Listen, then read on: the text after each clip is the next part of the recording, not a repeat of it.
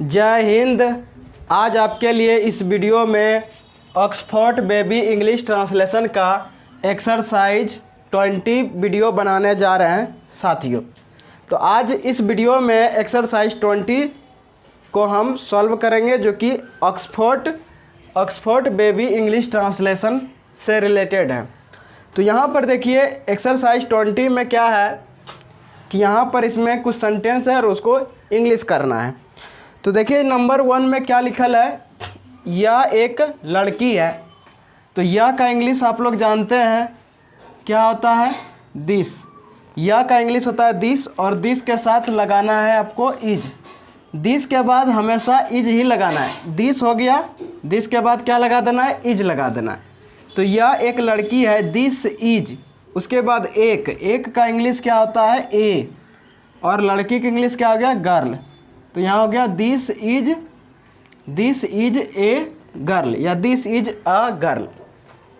तो गर्ल के पहले ए क्यों लगा, क्योंकि गर्ल का उच्चारण, गर्ल को हिंदी में गर्ल ही लिखिएगा तो कौन सा शब्द आ रहा है, कौन सा वर्ण आ रहा है, तो गो आ रहा है। और गो क्या है, व्यंजन वर्ण है। क्या है, व्यंजन वर्ण है। और व्यंजन वर्ण के पहले क्या लगता है, ए लगता है। क्या लगता है साथियों, ए लगता है। इसलिए गर्ल के पहले ए लगा, तो दिस इज अ गर्ल बन गया। नंबर 2 में है ये लड़कियां हैं। क्या है, ये लड़कियां हैं। तो ये का इंग्लिश आप क्या पता है, ये का इंग्लिश क्या होता है, दीज। तो ये का इंग्लिश दीज होता है, और दीज के साथ आर लगाना है।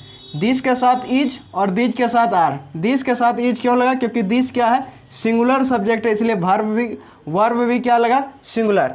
दीज क्या है, प्लूरल सब्जेक्ट, इसलिए वर्ब क्या लगा, प्लूरल वर्ब। अब देखिए लड़कियां हैं, तो इसके साथ ए और एन का प्रयोग नहीं होगा, क्योंकि सब्जेक्ट यदि प्लूरल हो तो वर्ब भी प्लूरल लगा और नाउन भी क्या लगा, प्लूरल। तो गर्ल का यहाँ लड़कियां हैं, तो लड़कियां की इंग्लिश क्या हो जाएगा, गर्ल्स। क्या हो जाएगा, गर्ल्स हो गया। These are girls. अब देखिए नंबर 3 में है यह एक लड़का है। तो यह का इंग्लिश आप लोग जानते हैं क्या होता है, दिस, और दिस के साथ लगाना है इज, दिस इज। अब उसके बाद अ बॉय। बॉय के पहले क्यों ए लगा, बॉय, वो शब्द आ रहा है, वो। बॉय का हिंदी में बॉय ही लिखिए, और पहला अक्षर बो आ रहा है, जो कि बो क्या है, एक व्यंजन वर्ण है, जिसके कारण से बॉय के पहले क्या लगा, ए। बॉय के पहले ए लगा, दिस इज अ बॉय। देखिए 4 नंबर में है ये लड़के हैं। तो ये का इंग्लिश क्या होता है, दीज। क्या होता है, दीज, और दीज के साथ लगता है आर। दीज के साथ क्या लगता है, आर।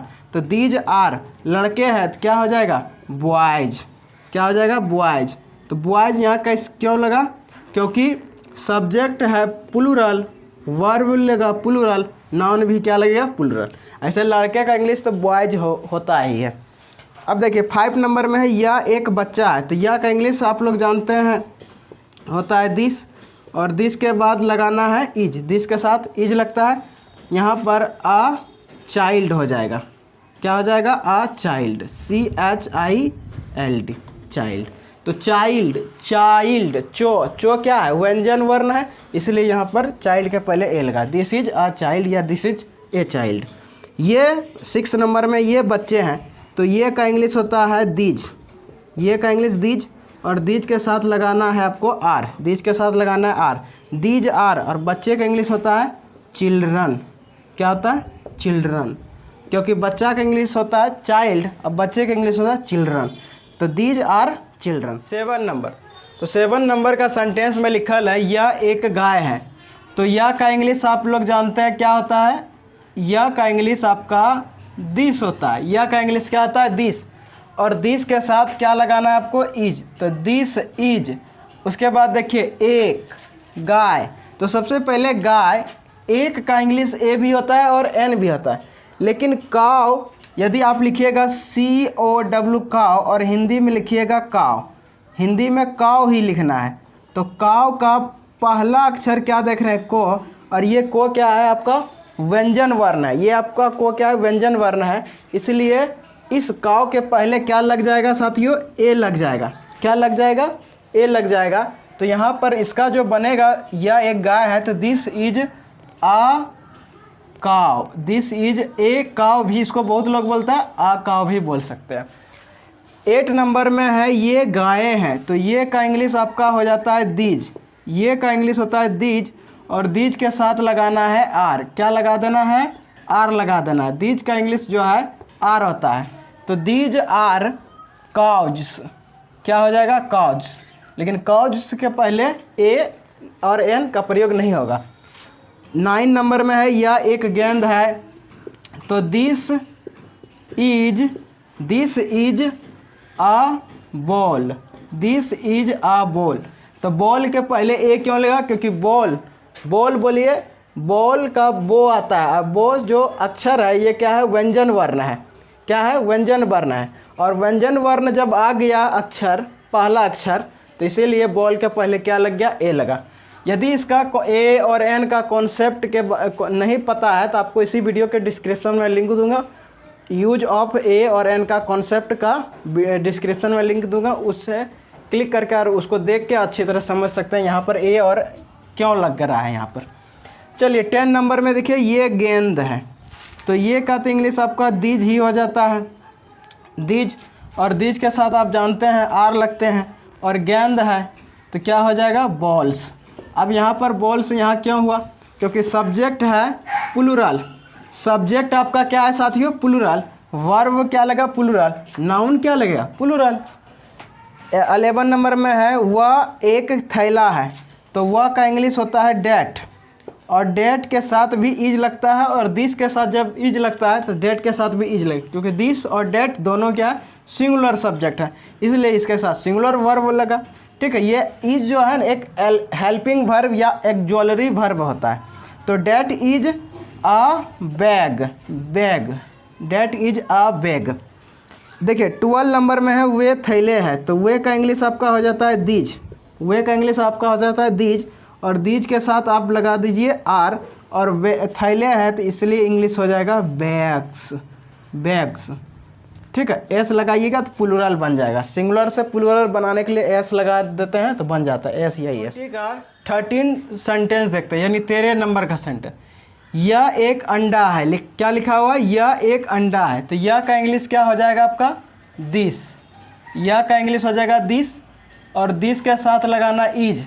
अब देखिए अंडा, अंडा का इंग्लिश होता है एग, अंडा का जो इंग्लिश होता है EGG एग, तो हिंदी में लिखिए एग, एग का पहला अक्षर देख रहे हैं ए, जो कि ये क्या है, स्वर वर्ण है, इसीलिए एग के पहले एन लगेगा, एग के पहले एन लगेगा, तो दिस इज एन एग हो जाएगा, दिस इज एन एग, तो एग के पहले एन यहाँ पर क्यों लग गया, समझ गए, क्योंकि यहाँ पर व्यंजन वर्ण नहीं आके स्वर वर्ण मिल रहा है, व्यंजन वर्ण नहीं आके कौन सा वर्ण मिल रहा है, स्वर वर्ण, इसीलिए एग के पहले एन लगा, this is an egg. 14 number यानी 14 नंबर में है ये अंडे हैं, तो ये का इंग्लिश आप लोग जानते हैं दीज होता है, क्या होता है, दीज, और दीज के साथ लगा दीजिए आर, और अंडे है तो इसीलिए यहाँ पर हो जाएगा एग्स। लेकिन याद रखिएगा साथियों कि एग्स के पहले ए और एन का प्रयोग नहीं करेंगे, क्योंकि एग्स क्या है, प्लूरल नाउन है, क्या है, प्लूरल नाउन, और प्लूरल नाउन के पहले ए और एन का प्रयोग नहीं होता है, ए और एन का प्रयोग नहीं होता है। चलिए 15 नंबर देखिए, 15 नंबर में है वह एक नक्शा है, वह एक नक्शा है, तो वह का इंग्लिश आपका हो जाता है डेट, और डेट के साथ लगा दीजिए is, that is a map, that is a map, map माने क्या होता है, नक्शा, तो मैप, मैप हो रहा है, मैप, मो अक्षर आ रहा है, मो क्या है, व्यंजन वर्ण है, इसीलिए मैप के पहले ए लगा। 16 नंबर में है वे नक्शे हैं, तो वे का इंग्लिश आपका हो जाता है दोज, क्या हो जाता है, दोज, और दोज के साथ लगाइए आर, लेकिन यहाँ पर मैप, यहाँ मैप्स हो जाएगा, लेकिन इसके पहले ए एन का प्रयोग नहीं होगा, क्योंकि ये प्लूरल नाउन है, और प्लूरल नाउन के पहले ए और एन का प्रयोग नहीं होता है। 17 नंबर देखिए, वह एक नारंगी है, तो वह का इंग्लिश आपका हो जाता है डैट, और डैट के साथ लगाइए इज, डैट इज, यहाँ पर एन ऑरेंज हो जाएगा, एन ऑरेंज। अब बताइए कि एन ऑरेंज के पहले एन क्यों लगा, जिस तरह से एग के पहले एन लगा, अभी तुरंत बताए कि एक के पहले एन कैसे लगा। उसी तरह से ऑरेंज, ऑरेंज, ऑरेंज का आ शब्द आ रहा है, आ अक्षर, और आ क्या है, अपने आप में व्यंजन वर्ण है। क्या है? व्यंजन वर्ण है नहीं, क्या है? स्वर वर्ण है, वोवेल साउंड है। तो इसीलिए ऑरेंज के पहले यहाँ पर एन लगा। 18 नंबर यानी 18 नंबर में वे नारंगियाँ हैं, तो वे का इंग्लिश दोज, और दोज के साथ क्या लगेगा? आर, दोज आर, नारंगियाँ, तो क्या हो जाएगा? ऑरेंज हो जाएगा, ऑरेंज। क्या हो जाएगा आपका? ऑरेंज हो जाएगा। तो दोज आर ऑरेंज। इस तरह से हमने क्या किया साथियों, एक्सरसाइज 20 का जितना सेंटेंस था 1 से लेके 18 तक ले सारा सॉल्व कर दिए। और उम्मीद है कि आशा करते हैं कि आप इस वीडियो को देखकर एक्सरसाइज 20 समझ में आ गया होगा। तो साथियों इस वीडियो को देखने के लिए धन्यवाद।